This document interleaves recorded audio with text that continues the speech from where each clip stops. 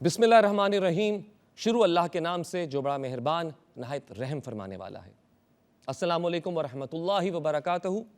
आपका मेज़बान समी खान आपके सामने हाजिर है। पाकिस्तान टेलीविज़न की माह रबीउल अव्वल की खुसूसी नशरियात रहमतुल लिल आलमीन सल्लल्लाहु अलैहि वसल्लम में आप सबको खुशामदीद। हमारी इस नशरियात का सिलसिला यकुम रबीउल अव्वल से शुरू हुआ और आज माशाल्लाह 10 रबीउल अव्वल है और आज का मौजू बहुत मुनफरिद है। आज का मौजू है असहाब रसूल सल्लल्लाहु अलैहि वसल्लम। ये वो पाक हस्तियां हैं जिन्हें अल्लाह ने चुन लिया दीन की खिदमत के लिए और नबी सल्लल्लाहु अलैहि वसल्लम की रफ़ाकत के लिए। इनमें मर्द भी हैं, औरतें भी हैं, बूढ़े भी हैं, बच्चे भी हैं। ये वो पाकीज़ा नफूस हैं जिन्होंने अपनी माल, जान, दौलत, औलाद, हर चीज़ को नबी सल्लल्लाहु अलैहि वसल्लम के लिए कुर्बान कर दिया। यानी उनके लिए सबसे अहम हमारे प्यारे नबी सल्लल्लाहु अलैहि वसल्लम की खुशी थी, उनका साथ था। अल्लाह ताला ने सूरह फतह में सहाबा कराम की शान इस तरह बयान की है, मोहम्मद सल्लल्लाहु अलैहि वसल्लम अल्लाह के रसूल हैं और जो लोग इनके साथ हैं वो काफिरों के मुकाबले में सख्त हैं और आपस में मेहरबान हैं। ऐ मुखातिब, तू उनको देखेगा कि कभी रुकू और कभी सजदा कर रहे हैं और अल्लाह के फजल और रजामंदी की जुस्तजू में लगे हुए हैं। नाज़रीन, हमारे प्यारे पैगंबर हज़रत मोहम्मद मुस्तफ़ा सल्लल्लाहु अलैहि वसल्लम ने इरशाद फरमाया, मेरे असहाब रोशन सितारों की मानिंद हैं। सबसे पहले मैं तारुफ करवाना चाहूँगा नामवर स्कॉलर्स का जो आज हमारे साथ मौजूद हैं। हमारे साथ हैं प्रोफेसर डॉक्टर मोहम्मद अहमद कादरी साहब, अस्सलाम वालेकुम। वालेकुम अस्सलाम व रहमतुल्लाहि ताला व बरकातुहू। हमारे साथ हैं अलामा सैयद ज़ुहैर अब्बास आबदी साहब, अस्सलाम वालेकुम। वालेकुम सलाम। हमारे साथ हैं डॉक्टर मुफ्ती इजाज़ बशीर साहब, अस्सलाम वालेकुम। वालेकुम सलाम। हमारे साथ हैं मुफ्ती इसहाक मदनी साहब, अस्सलाम वालेकुम। वालेकुम सलाम व रहमतुल्लाहि व बरकातुहू। आप सबको खुशामदीद।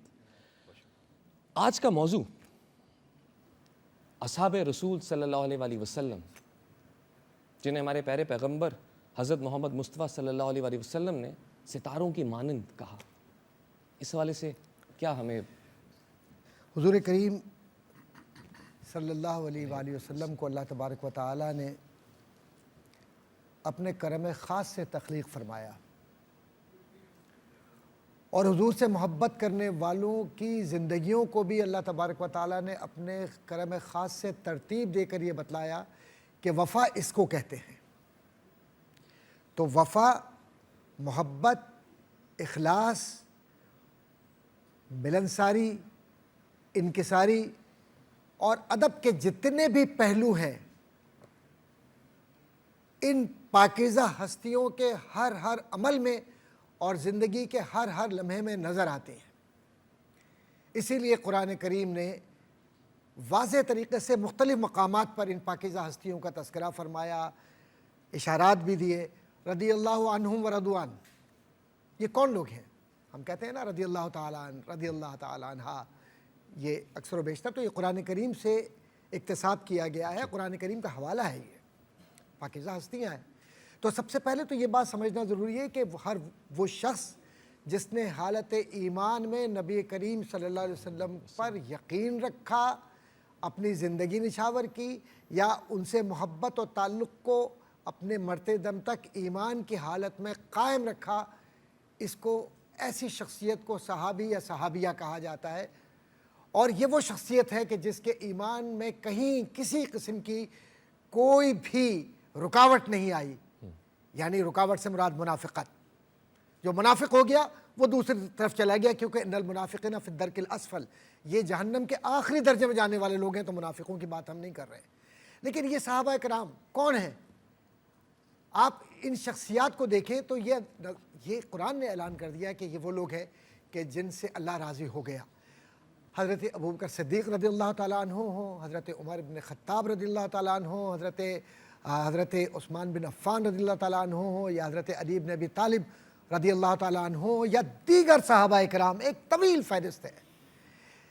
इनको यकजा कर लीजिए तो वो हदीस जो नज़र आती है, अस्हाबी कन्नुजूम बिअय्यिहिम इक़्तदैतुम अहतदैतुम, میرے صحابہ ستاروں کی مانند ہے، جو کوئی بھی تم میں سے ان کی اقتداء کرے گا ہدایت پائے گا۔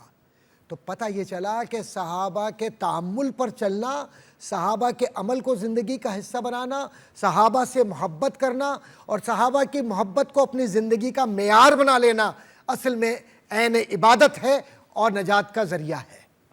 یہ سارے صحابہ اپنی جگہ پر ان کے جو کردار ہیں، کوئی قرآن جمع کر رہا ہے تو جامع القرآن ہو گیا، حیا کا پیکر ہے تو حیا کا پیکر، اور کوئی نبی کریم صلی اللہ علیہ وسلم کے بستر پر سو رہا ہے، حضرت علی بن ابی طالب اپنی زندگی کی پرواہ کیے بغیر، تو وہ ایسے ہی شخصیت بن گئے کہ احادیث نقل کریں تب بھی وہ شجاعت نظر آئے، تب بھی ان میں نظر آتی ہے۔ دین محمدی کے وارثین یہ تھے، العلماء ورثۃ الانبیاء کے صحیح وارث یہی لوگ تھے۔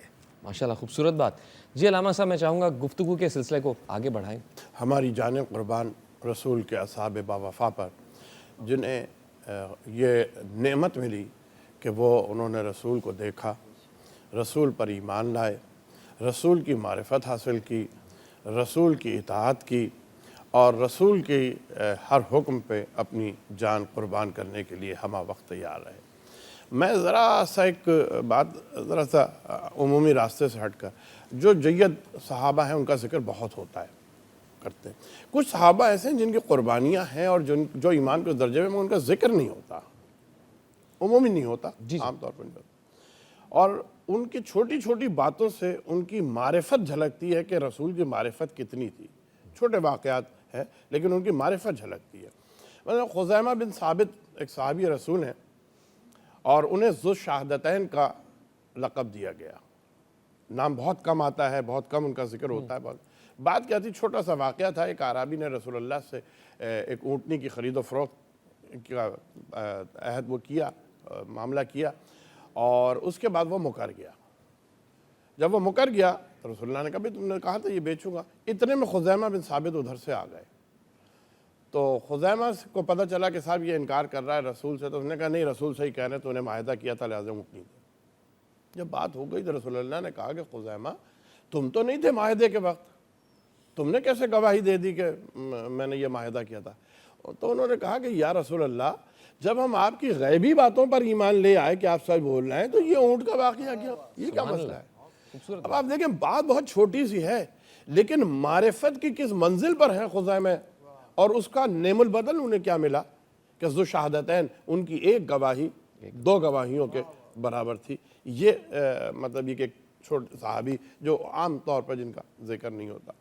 اسی طرح سے ایک صحابی ہیں جن کا جو جنگ یمامہ میں جہاں جعفر ابن طیار بھی شہید ہوئے ہیں، جہاں عبداللہ ابن رواحہ بھی شہید ہوئے ہیں، اور زید بن حارثہ یہ بھی شہید ہوئے ہیں۔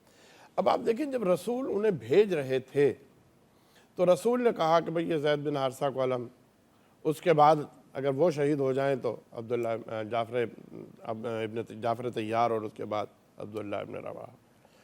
جب یہ رسول نے دیا تو کوئی یہودی عالم وہاں موجود تھا، اس نے کہا کہ یہ جو رسول نے نام لیے ہیں نا تین، ایک کے بعد دوسرا، دوسرے کے بعد تیسرا، اس کا مطلب یہ ہے کہ یہ تینوں شہید ہوں گے۔ اب آپ یہ دیکھیں کہ انہیں یہ معلوم ہے کہ رسول یہ کہہ کے بھیج رہے ہیں کہ ہم شہید ہوں گے، لیکن ان کے پائے استقلال میں آپ کہیں کسی موقع پر، کسی لمحے پر یہ نہیں دیکھتے یا نہیں پاتے، یا ان کے خیال میں یا ان کے سوال میں کہ آپ کو نظر نہیں آتا کہ وہ کسی لمحے پیچھے ہٹے ہوں یا انہوں نے بات کو وہ کیا۔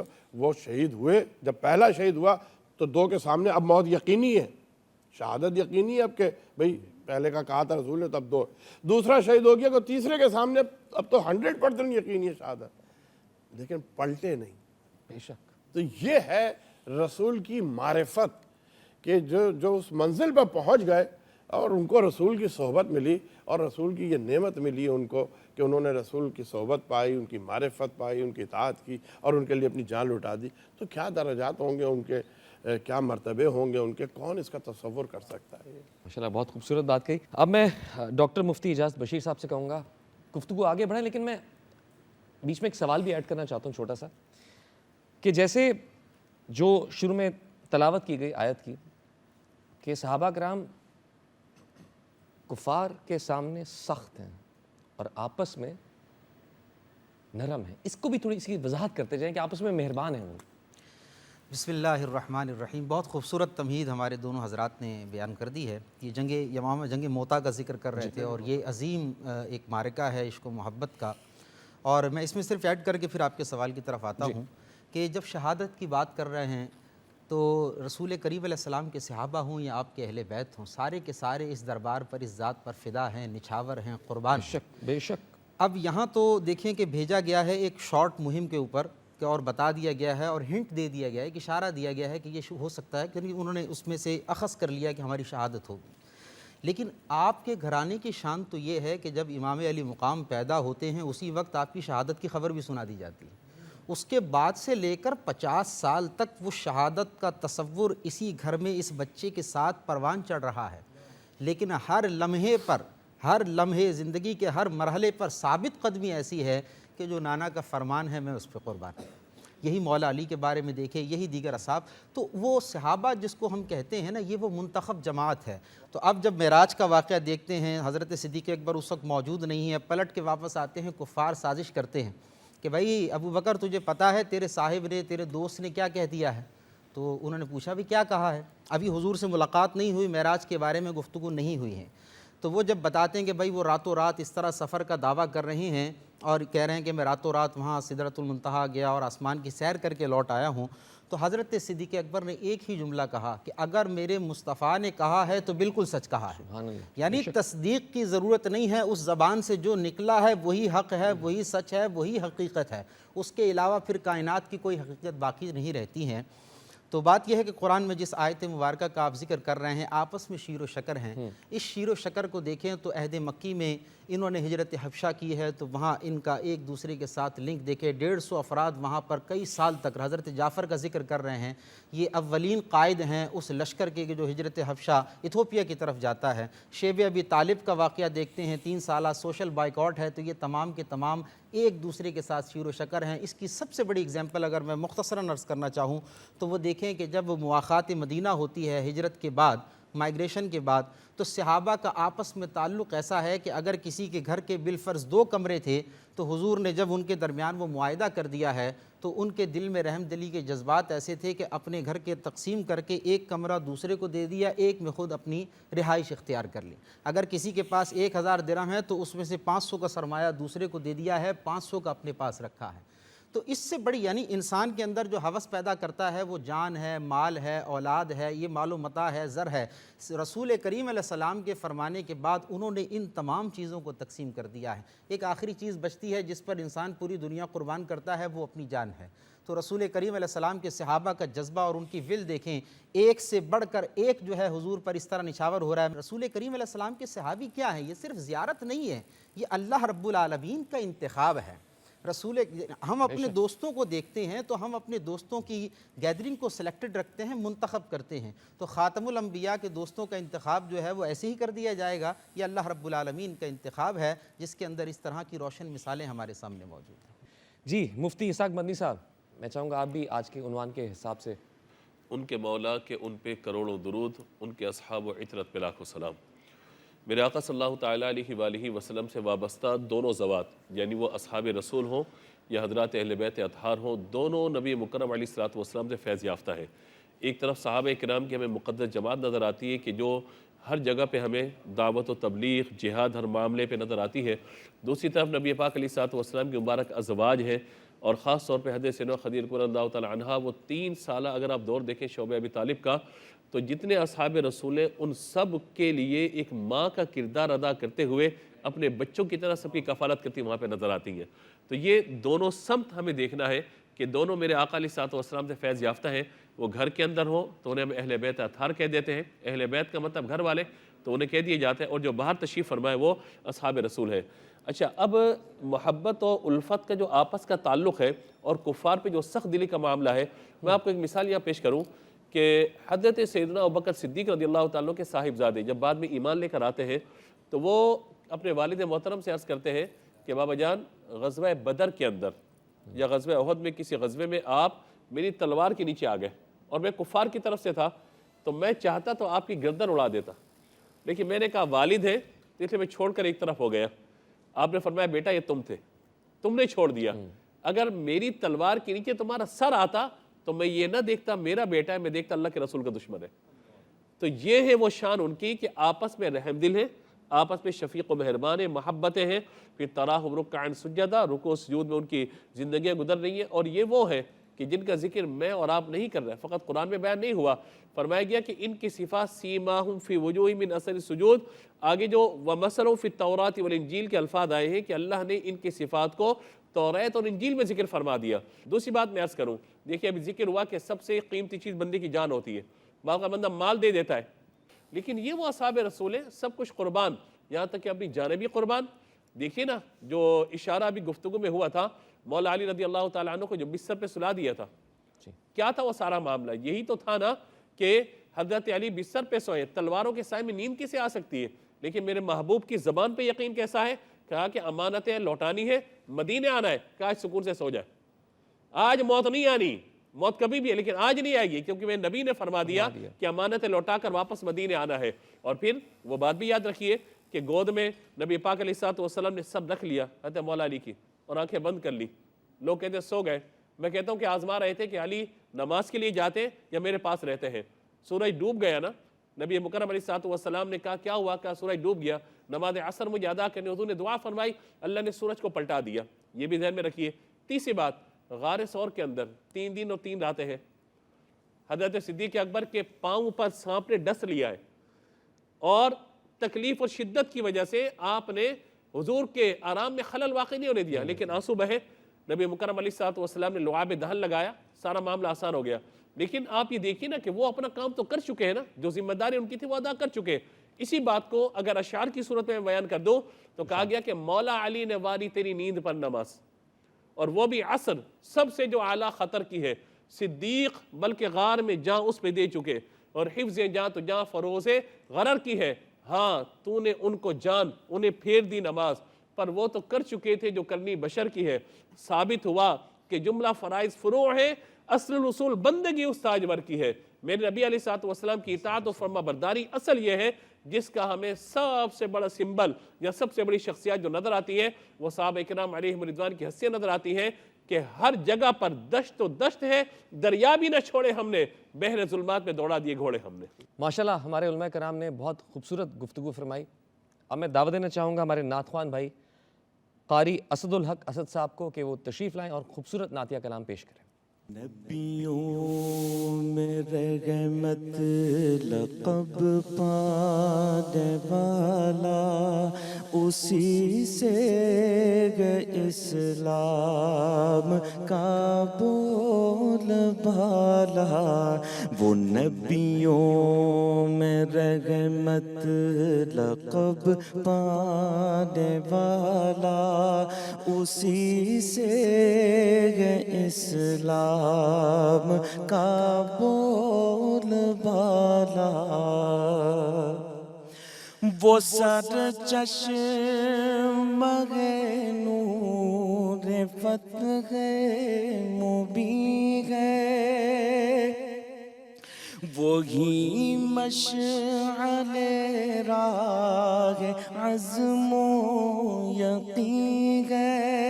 وہ سر چشم نور فتح مبین ہے, وہی مشعل راہ عزم و یقین ہے. اسی نے اندھیروں سے ہم کو نکالا, اسی سے اسلام کا بول بالا. اسی کے یہ غم پر ہے احسان سارے, قدم منزل چومتی ہے ہمارے. اسی کے یہ غم پر ہے احسان سارے, قدم منزل چومتی ہے ہمارے، اسی نے اندھیروں سے ہم کو نکالا، اسی سے ہے اسلام کا بول بالا۔ سہارا دیا اس کے نقش قدم نے، سہارا دیا اس کے نقش قدم نے، اسی کی توجہ اسی کے کرم نے، اسی کی توجہ اسی کے کرم نے، اسی نے اندھیروں سے ہم کو نکالا، اسی سے ہے اسلام کا بول بالا۔ وہ نبیوں میں رحمت لقب پانے والا، اسی سے ہے اسلام کا بول بالا۔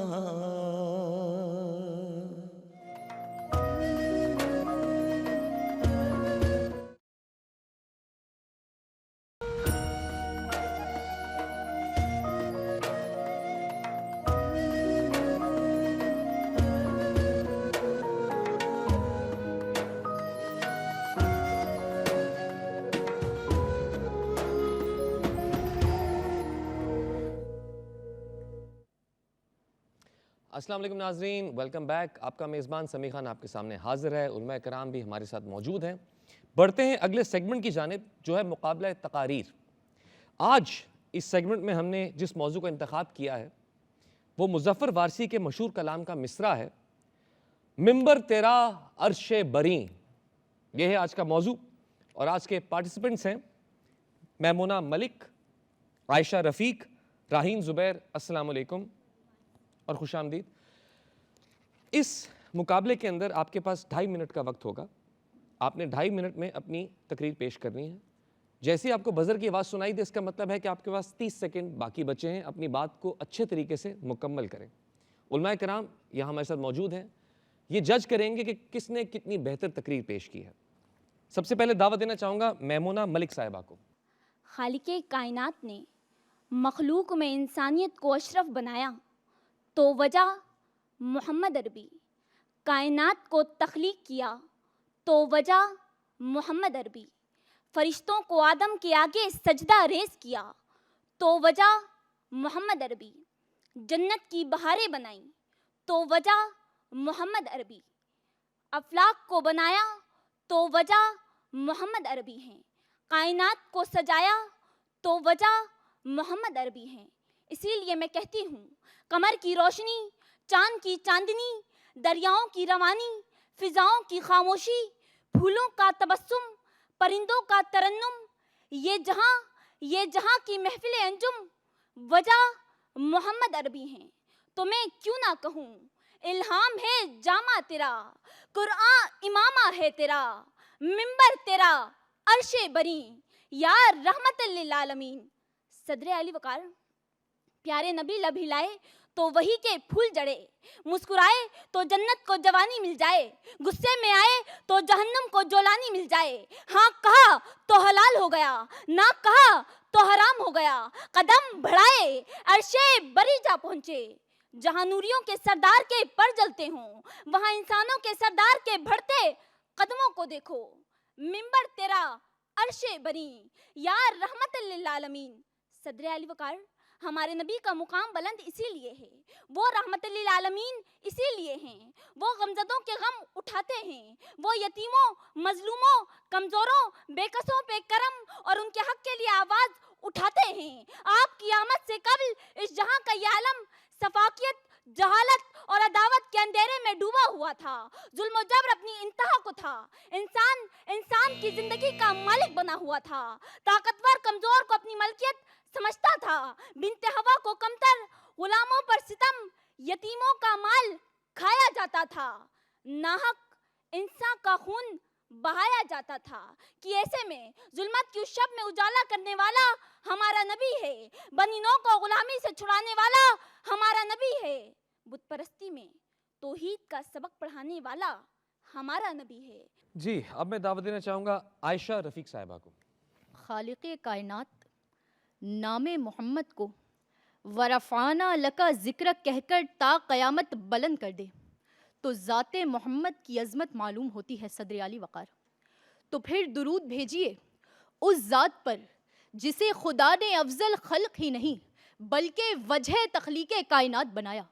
درود بھیجیے اس ذات پر جس نے ایک رات میں مسجد اقصیٰ سے سدرۃ المنتہا اور کعبہ قوسین سے کرۂ ارضی کا سفر طے کیا۔ درود بھیجیے اس ذات پر جس کے ایک اشارے سے چاند دو ٹکڑے ہو جائے، پتھر جس کی رسالت کی گواہی دے، جسے قرآن کبھی یاسین کہے، کبھی طٰہٰ کہے، کبھی مزمل کہے، کبھی مدثر کہے۔ میرا رب جس کے چہرہ انور اور گیسوئے عنبری کی قسم کھائے، جس کے ہاتھ میں امت کی بخشش کی کنجی ہو، جس کے دربار میں سلمان فارسی، طفیل دوسی اور ابوذر غفاری جیسے سرداروں کا مجمع ہو، تو پھر درود بھیجیے صدر علی وقار سرداروں کے سردار پر، اور کہہ لینے دیجیے کہ الہام جامع ہے تیرا، قرآن امامہ ہے تیرا، منبر تیرا عرش بری یا رحمت للعالمین۔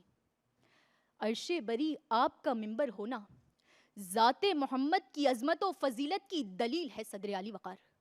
وہ ذات کہ جس کے لیے خدا نے فرمایا کہ بے شک اللہ اور اس کے فرشتے نبی پر درود بھیجتے ہیں، اے ایمان والوں ان پر درود و سلام بھیجا کرو، اور ثابت کر دیا کہ خدا کے بعد جو ہے مرتبہ صلی علی کا ہے، کہ ارباب نظر کو کوئی ایسا نہ ملے گا، بندے تو مل جائیں گے مولا نہ ملے گا، تاریخ اگر ڈھونڈے گی ثانی محمد، ثانی تو بڑی چیز ہے سایہ نہ ملے گا، ثانی تو بڑی چیز ہے سایہ نہ ملے گا۔ شکریہ۔ اب میں دعوت دینا چاہوں گا راہین زبیر صاحبہ کو۔ شجر کا بارگاہ نبوت میں پیش آنا، یا ہاتھوں کی انگلیوں سے نکلنے والی چشمے کے پانی سے ایک فرد کا سیراب ہو جانا، تمام معجزات شان مصطفیٰ بیان کرتے ہیں صدر علی وقار کہ میں عشق رسول پہ قربان جاؤں۔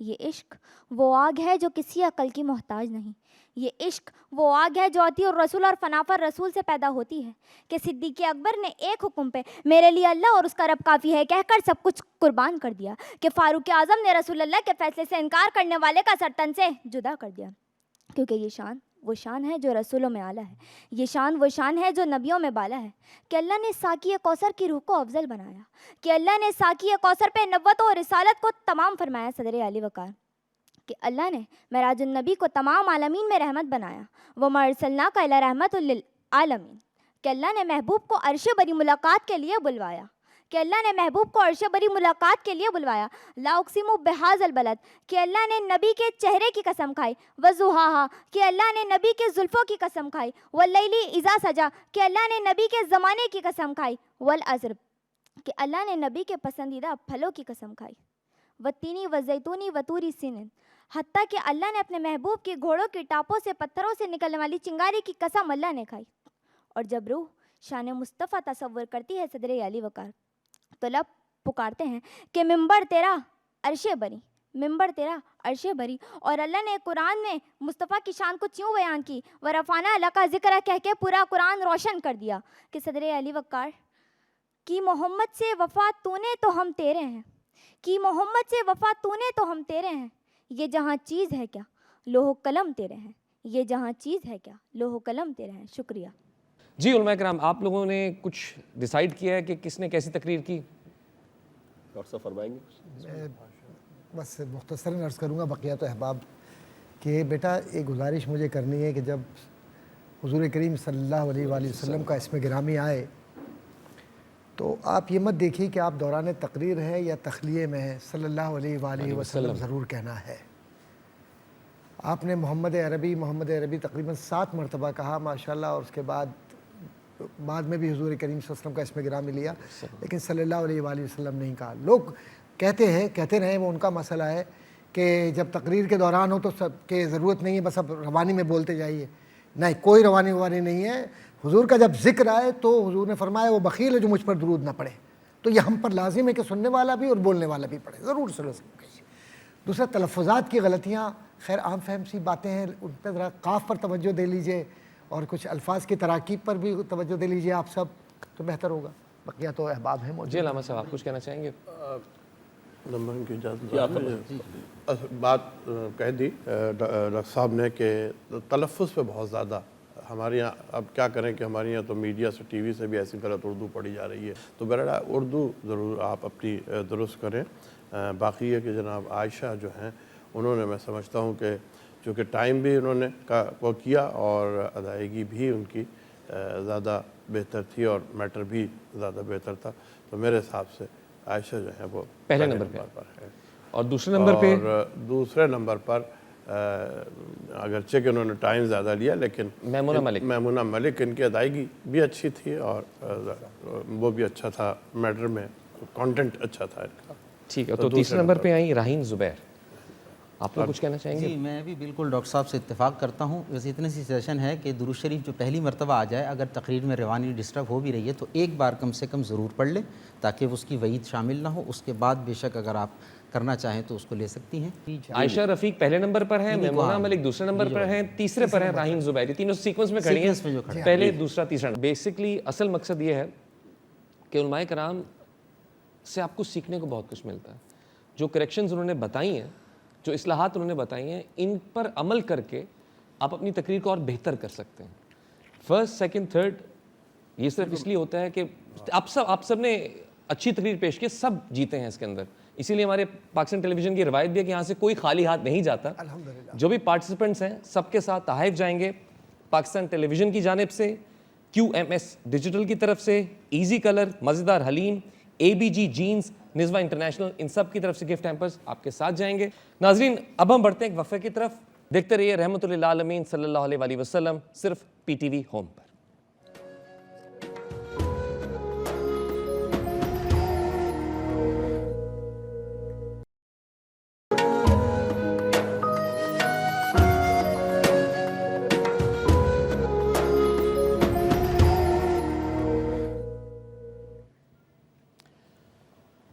پاکستان ٹیلی ویژن کی ماہ ربیع الاول کی خصوصی نشریات میں ایک بار پھر آپ کے سامنے آپ کا میزبان حاضر ہے. آج کا موضوع تھا اصحاب رسول صلی اللہ علیہ وآلہ وسلم. اس ٹاپک پر علماء کرام نے بہت اچھی گفتگو فرمائی، لیکن اب وقت بہت محدود ہے. پھر بھی میں چاہوں گا کہ جاتے جاتے کوئی اچھا میسیج جو آپ مجھے اور ناظرین کو دینا چاہیں جس سے ہم کچھ سیکھ سکیں تو مشکور ہوں. ایک بات عرض کرنا چاہوں گا، ہو حلقہ یاراں تو بریشم کی طرح نرم، رزم حق و باطل ہو تو فولاد ہے مومن. صحابہ اکرام رضوان اللہ تعالیٰ علیہ مجمعین نے اپنی زندگیاں اسی طرح سے گزاری ہیں، اور حضور کا یہ فرمان ہے کہ میں تمہارے درمیان 2 بنیادی مبادیات چھوڑ جا رہا ہوں، ایک اللہ کی کتاب، دوسری اپنی سنت. اور ایک اور مقام پر ہے کہ میں اپنے اہل بیت اطہار کو چھوڑے جا رہا ہوں، یہ نمونہ عمل ہے. اور صحابہ اکرام کا جو تعامل ہے وہ ہمارے لیے زندگیوں کا اثاثہ ہے.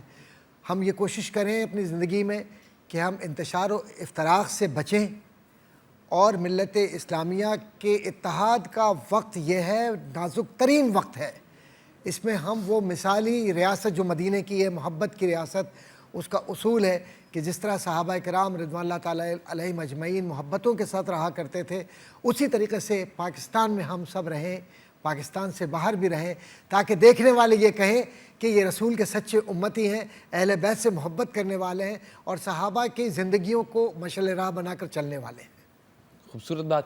جی علامہ صاحب. میں یہ کہوں گا اس وقت پاکستان کے، خاص طور سے پاکستان کے مسلمان، ہم ریپریزنٹیٹو ہیں اسلام کے، یعنی دنیا ہمارے اجتماعی طور پہ جو ہمارا عمل ہوتا ہے اسے اسلام کا عمل سمجھتی ہے. تو ہمیں اصحاب رسول اور اہل بیت رسول سے جو سب سے بڑا درس لینا چاہیے وہ یہ کہ انہوں نے قربان کیا ہے، چھینا نہیں ہے، لیا نہیں ہے، لوٹا نہیں ہے، دیا ہے. تو اگر ہم اصحاب کرام اور اہل بیت کرام کی صرف اس بات کو سمجھ لیں کہ دینے میں برکت ہے، لینے میں برکت نہیں ہے، اب وہ چاہے مال ہو، دولت ہو، عزت ہو، شہرت ہو، وہ آپ کسی بھی چیز پہ چلے جائیں، آپ کسی کو عزت دیں تو آپ کی عزت میں اضافہ ہوگا، آپ کسی کو دولت دیں تو آپ کی دولت میں اضافہ ہوگا، آپ کسی کو محبت دیں تو آپ کی محبت میں اضافہ ہوگا. تو یہاں دینے کا اگر ہم اصحاب اور اہل بیت کا یہ جذبہ اپنا لیں تو میں سمجھتا ہوں کہ ہمارا یہ جو کردار ہے یہ دنیا کے لیے قابل تقلید اور مثالی نمونہ بنے. جی مفتی صاحب. جی میں انہی کی بات کو آگے بڑھاتا ہوں کہ صحابہ اکرام علیہم رضوان نے اس امت کو جو دیا ہے نا، تو دینے والے کا ایک طریقہ کار یہ ہے جو قرآن نے ذکر کیا، خلاصہ اس کا یہ ہے، جو آپ کا محسن ہوتا ہے، آپ سے احسان کرتا ہے تو آپ کو اس کا شکریہ ادا کرنا چاہیے، اس کا خیال رکھنا چاہیے، اس کا لحاظ رکھنا چاہیے. تو اس امت کے اندر آج جو افراط و تفریط پیدا ہو رہی ہے یہ صحابہ اور اہل بیت کو لے کر، تو کم سے کم یہ ضرور اپنے ذہن میں رکھنا چاہیے کہ ان صحابہ نے ہمیں درہم و دینار نہیں دیے، ان جماعت صحابہ نے ہمیں اسلام دیا ہے، جماعت صحابہ نے ہمیں رسول اللہ کی محبت اور اطاعت دی ہے. تو جنہوں نے ہمارا ایمان، ہمارا ایقان، ہمارا عرفان اس امت کو ٹرانسفر کیا ہے، تو ان کا اتنا حق تو بنتا ہے کہ ان کے بارے میں تہذیب کے ساتھ مہذب طریقے سے ادب و احترام کے معاملات کو لے کر چلیں. جی مفتی اسحاق مدنی صاحب. دیکھیں ایک حدیث مبارکہ میں پیش کر دیتا ہوں اور پیغام بھی پہنچ جائے اس سے کہ نبی مکرم علیہ الصلوۃ والسلام کے صحابہ اور حضور کی ذات کی اہمیت کیا ہے. روایت میں کہ اللہ تبارک و تعالی نے تمام انسانوں کے قلوب پر نظر ڈالی، دلوں پر، اور جو سب سے بہترین قلب اور سب سے بہترین دل تھا نا، وہ اللہ تعالیٰ نے اپنی محبت کے لیے منتخب فرمایا، اور نبی پاک علیہ الصلوۃ والسلام کی ذات گرامی تھی. اور پھر اللہ تعالیٰ نے تمام لوگوں کے یعنی حضرات انبیاء کرام علیہ السلام سے یہ منتخب ہوا، اور پھر اللہ نے تمام ارواح پہ نظر ڈالی اور وہاں جو سب سے بہترین قلوب تھے ان قلوب کو حضور کے صحابہ کے لیے منتخب فرمایا. تو یہ اللہ کی انتخاب کردہ جماعت ہے. حضرت اویس قرنی ملاقات کے لیے آئے ہیں، ملاقات نہیں ہو سکی اس لیے صحابی نہیں ہے. ابو جہل، ابو لہب مدینے میں مکے میں موجود ہیں لیکن دیکھ رہے ہیں، صحابی نہیں ہوئے. وجہ کیا ہے کہ دونوں چیزیں ضروری ہو گئی کہ ایمان کی حالت میں دیکھنا نبی پاک علیہ الصلوۃ والسلام کی ظاہری حیات میں، اور پھر اسی ایمان کی حالت میں دنیا سے بھی جانا. تو ظاہر ہے کہ صحابہ بنانے اب ختم ہو چکے ہیں کیونکہ نبی پاک علیہ الصلوۃ والسلام نے صحابی جتنے بنانے تھے بنا دیے. تو لہٰذا ہمیں اس بات کو سمجھنا چاہیے کہ حضور نے جن لوگوں کو وہ عزت عطا فرما دی، اللہ نے اپنے محبوب کے لیے جن لوگوں کا انتخاب فرما دیا، ان کے لیے ہمیشہ اپنی زبان سے کلمہ خیر کہنا ہے. کوئی بھی ایسا لفظ اشارتاً، کنایتاً اور چہرے کے بناؤ سے کسی بھی طرح سے ایسا نہ ہو کہ جس سے اس جماعت کے بارے میں خدا نخواستہ کوئی تاثر بے ادبی کا شائبہ تک بھی جاتا ہو. تو لہٰذا ہمیشہ ان کا ذکر خیر کے ساتھ کیا جائے، ہمیشہ اصحاب رسول صلی اللہ تعالیٰ علیہ وآلہ وسلم اہل بیت اطہار سے محبت اور الفت کا اظہار کیا جائے، کیونکہ اللہ کے دین کی جو ساری بات ہم تک پہنچی، ایون نبی پاک علیہ الصلوۃ والسلام کی احادیث ہم تک پہنچی، ایون قرآن ہم تک پہنچا، یہ حضرات صحابہ کرام علیہم رضوان کی بدولت پہنچا. اب ہمارے لیے لازم و ضروری کہ ان تمام مقدسات کی جتنے بھی مقدس ہستیاں ہیں ہم ان کا ذکر خیر سے کریں گے، ہمارے ساتھ بھی انشاءاللہ خیر کا معاملہ رہے گا انشاءاللہ. ناظرین، آج کے اس پروگرام کے اختتام پر میں صحابہ کرام رضوان اللہ علیہم کی شان میں صرف اتنا ہی کہنا چاہوں گا کہ سورہ توبہ میں اللہ تعالیٰ نے ان اصحاب کے بارے میں فرمایا، اللہ ان سے راضی اور وہ اللہ سے راضی، اور ان کے لیے تیار کر رکھے ہیں باغ جن کے نیچے نہریں بہہ رہی ہیں، وہ ہمیشہ ان میں رہیں گے، اور یہی بڑی کامیابی ہے. اب میں دعوت دینا چاہوں گا ہمارے پیارے بھائی قاری اسد الحق اسد صاحب کو کہ وہ نعتیہ کلام کے ساتھ اس نشست کا اختتام کریں.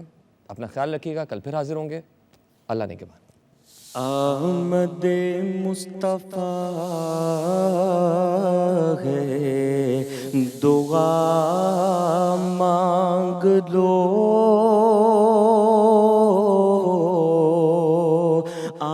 آمد مصطفیٰ ہے دعا مانگ لو مانگ لو رغبت مصطفیٰ مانگ لو جسم مفلوج ہے روح بیمار ہے جسم مفلوج ہے روح بیمار ہے تو آ گیا ہے مسیحا شفا مانگ لو آ گیا ہے مسیحا شفا مانگ لو در بدر کیوں بھٹکتے ہو طیبہ چلو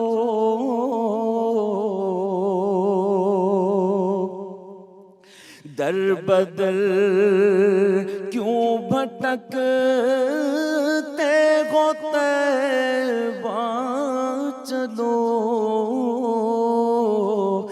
مصطفیٰ سے ملو اور خدا مانگ لو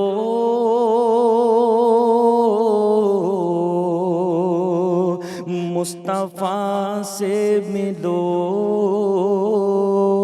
اور خدا مانگ لو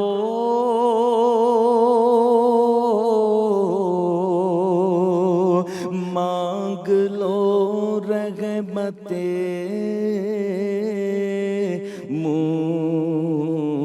مصطفیٰ